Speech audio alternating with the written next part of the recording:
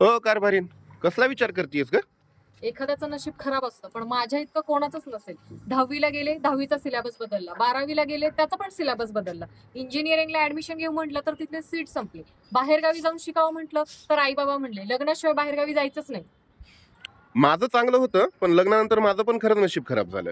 ते जाऊ दे, तुला आपल्या नायगावच्या Jijau institute of engineering technology and management बद्दल माहिती नाहीये का ग? त्यांच्याकडे कम्प्युटर, IT, AI आणि सिव्हिल इंजिनिअरिंग ह्या सगळ्या ब्रँचेसला सीट अवेलेबल आहेत, जिथे अत्याधुनिक प्रयोगशाळा, संगणक केंद्र, इंडस्ट्री केंद्रित सिलेबस, सेमिनार आणि वर्कशॉप, प्रशस्त ग्रंथालय, डिजिटल लर्निंगचे रिसोर्सेस आणि 100% जॉब प्लेसमेंटची गॅरंटी. कारण ह्यांचे मोठ्या MNC कंपन्यांसोबत करार आहेत आणि ज्यांचं पॉलिटेक्निक झालेलं आहे त्यांना डायरेक्ट सेकंड इयरला ऍडमिशन भेटतं.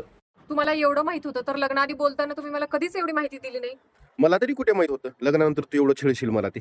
आणि जाऊ दे, तुझ्या बुद्धीनुसार तू जर इंजिनियर झाली असतीस तर त्या नासाचा पार सत्यानाश केली असतीस. ऐक ऐक ऐक, मुलींसाठी हॉस्टेल आणि बसची व्यवस्था पण आहे आणि गव्हर्नमेंट कोट्यातून मुलींना फ्री शिक्षण आहे. आपण शीतलता ऍडमिशन करूयात का?